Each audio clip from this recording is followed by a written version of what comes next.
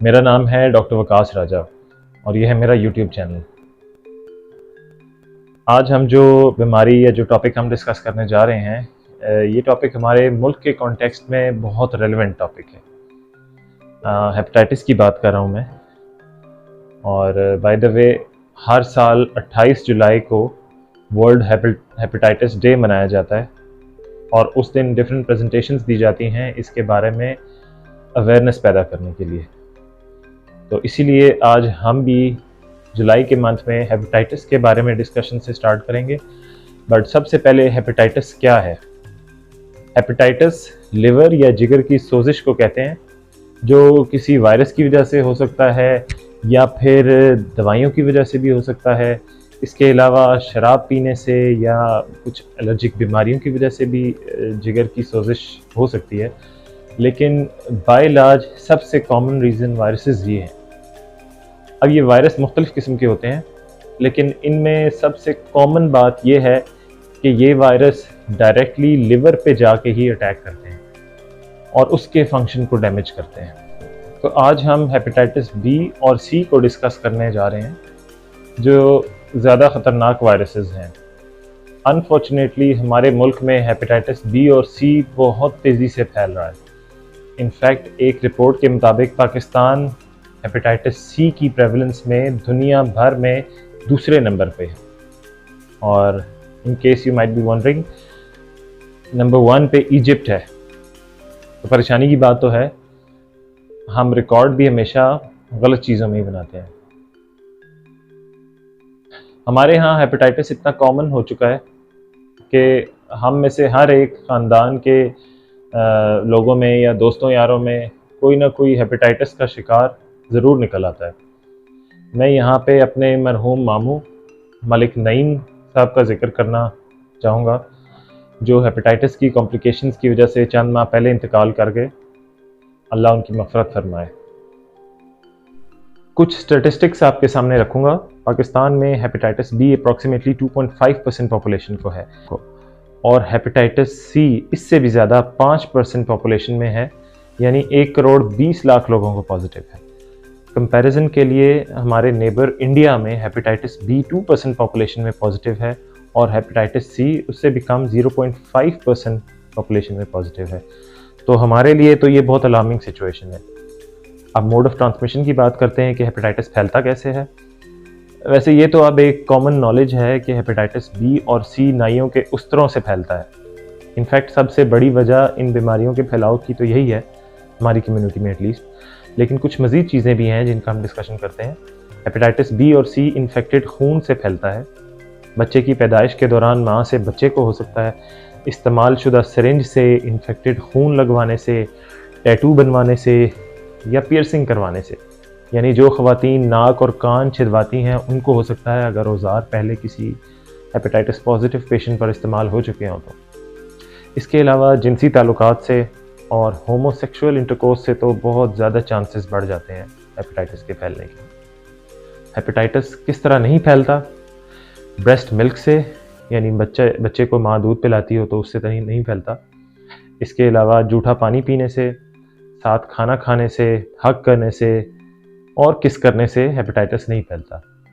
Corona virus थोड़ा ही है। अच्छा, अब यहाँ पर मेरा एक क्वेश्चन है आप सबसे, क्या हेपेटाइटिस मॉस्किटो बाइट से फैल सकता है? यानी एक हेपेटाइटिस के पेशेंट को मच्छर काटे और फिर किसी दूसरे नॉर्मल शख्स को जाके काट ले, तो क्या उसे भी हेपेटाइटिस होने के चांसेस होते हैं? आपने कमेंट में अपना आंसर टाइप करके रिप्लाई करना है। हेपेटाइटिस बी या सी से इन्फेक्ट होने की अलामात क्या होती हैं?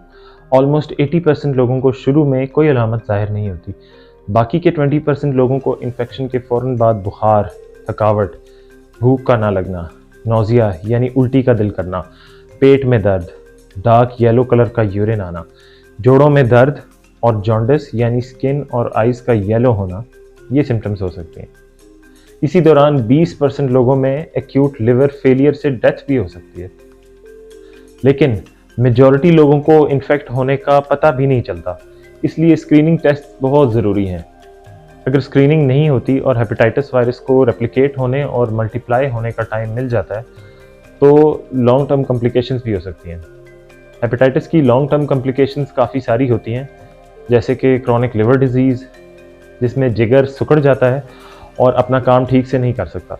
ऐसे पेशेंट्स डॉक्टर के पास अक्सर खून की वॉमिटिंग के साथ प्रेजेंट करते हैं या पेट में पानी पड़ने की कंप्लेंट्स के साथ। इसके अलावा जिगर का कैंसर भी हो सकता है, जिसमें डेथ के बहुत हाई चांसेस होते हैं। लेटर स्टेजेस में हेपेटाइटिस के पेशेंट्स के गुर्दे भी फेल हो सकते हैं। इसे हेपेटोरीनल सिंड्रोम कहते हैं और ये भी काफ़ी डेडली सिंड्रोम होता है। हेपेटाइटिस की बीमारी की तशखीस का बेस्ट तरीका रैंडम स्क्रीनिंग है। कम्युनिटी में ये बीमारी इतनी आम हो चुकी है कि हर एक शख्स का हेपेटाइटिस बी और सी का टेस्ट होना चाहिए और बहुत सारे लोग तो इसी तरह डायग्नोस होते हैं। इनफैक्ट गवर्नमेंट ऑफ पाकिस्तान ने कम्युनिटी की रैंडम स्क्रीनिंग का एक प्रोग्राम स्टार्ट किया है, जिसमें इसी मंथ जुलाई से सब पाकिस्तानियों के door to door screening test किए जाएंगे। तो अगर आपके घर गवर्नमेंट की टीम आती है तो आपने ज़रूर ताउन करना है और अपने टेस्ट करवाने। डायग्नोसिस के बाद ट्रीटमेंट का प्रोसेस स्टार्ट होता है। वो कहते हैं ना कि अल्लाह ताला ने हर बीमारी का इलाज उससे पहले पैदा किया है, तो बिल्कुल ठीक कहते हैं। हेपेटाइटिस बी जो कि ज़्यादा ख़तरनाक बीमारी है, उसका वैसे तो मुकम्मल इलाज नहीं, लेकिन वैक्सीनेशन की जस्ट 3 डोजेज़ लगवाने से आप इस बीमारी से फुल्ली बच सकते हैं। ये वैक्सीनेशन एक्सट्रीमली सेफ़ है और बच्चों को भी लगवानी चाहिए। दूसरी तरफ हेपेटाइटिस सी है, जिसकी कोई वैक्सीनेशन एग्जिस्ट नहीं करती, लेकिन इसकी ओरल एंटीवायरल मेडिकेशंस अवेलेबल हैं जो वायरल रेप्लिकेशन और मल्टीप्लिकेशन को कम्प्लीटली रोक देती हैं और बड़ी हद तक वायरस को बॉडी से ख़त्म कर देती हैं। ये मेडिसिन यूजुअली 3 मंथ्स तक लेनी होती हैं। इसके अलावा क्रॉनिक इन्फेक्शन की लॉन्ग टर्म कॉम्प्लिकेशंस को देखने के लिए भी कुछ टेस्ट किए जाते हैं, जैसे कि अल्ट्रासाउंड और खुराक की नाली में और मैदे की एंडोस्कोपी और कुछ ब्लड टेस्ट। इन कॉम्प्लिकेशंस का सपोर्टिव ट्रीटमेंट होता है, लेकिन 100% क्योर नहीं होता। 100% हिफाजत सिर्फ वैक्सीनेशन और एहतियात से ही पॉसिबल है। अब मैं आपको कुछ टिप्स बताऊंगा जिन पे अमल करके आप हेपेटाइटिस से बच सकते हैं। नंबर 1, जब आप हेयर कट करवाने हजाम या नाई के पास जाएं तो अपना हेयर कटिंग सेट खरीद कर एक बैग में साथ ले जाएं और उन्हीं इंस्ट्रूमेंट्स का यूज़ करें। सिर्फ उस तरह का ब्लेड चेंज करने से कंप्लीट प्रोटेक्शन नहीं होती। नंबर 2, डेंटिस्ट के पास भी डिस्पोजेबल डेंटल इंस्ट्रूमेंट्स यूज़ करने पर इंसिस्ट करें। अक्सर कंट्रीज़ में अब डिस्पोजेबल इंस्ट्रूमेंट से ही डेंटल प्रोसीजर्स किए जाते हैं। और वेरी इंपॉर्टेंट कि आप नॉन क्वालिफाइड क्वैक्स से डेंटल प्रोसीजर हरगिज़ ना करवाएं। पियर्सिंग करवाने से पहले यानी नाक और कान छिदवाने से पहले, स्पेशली फीमेल्स के लिए, आप भी डिस्पोजेबल इंस्ट्रूमेंट्स का इस्तेमाल इंश्योर करें। और नंबर 4, इंश्योर करें कि आपको इंजेक्शन लगे तो उसमें अनयूज्ड सिरिंज इस्तेमाल हो और उसे बाद में प्रॉपर्ली डिस्ट्रॉय भी कर दिया जाए ताकि वो सिरिंज किसी और पेशेंट पे इस्तेमाल ना हो सके। किसी भी पेशेंट को नंबर 5, किसी भी पेशेंट को ब्लड ट्रांसफ्यूजन से पहले प्रॉपर स्क्रीनिंग की जाए। एक और ऑकवर्ड प्रैक्टिस जो मैंने 1-2 गांव की मस्जिदों में देखी है, जहां पर वज़ू किया जाता है, वहां शेल्फ के ऊपर दंदासा या मिसवाक टाइप की एक चीज़ रखी होती है जो लोग अपने दांतों पर मार के वापस उधर ही रख देते हैं और फिर कोई और आता है और वो उसी को यूज़ करता है। आई डोंट नो ये कितनी वाइड स्प्रेड प्रैक्टिस है, लेकिन जहाँ भी हो रही है इसको फ़ौरन बंद होना चाहिए। लास्टली मैं यही कहूँगा कि अपनी और अपनी फैमिली की हेपेटाइटिस स्क्रीनिंग करवाएं और वैक्सीनेशन करवाएं। Now this brings us to the end. Stay safe and see you in the next video. Allah Hafiz.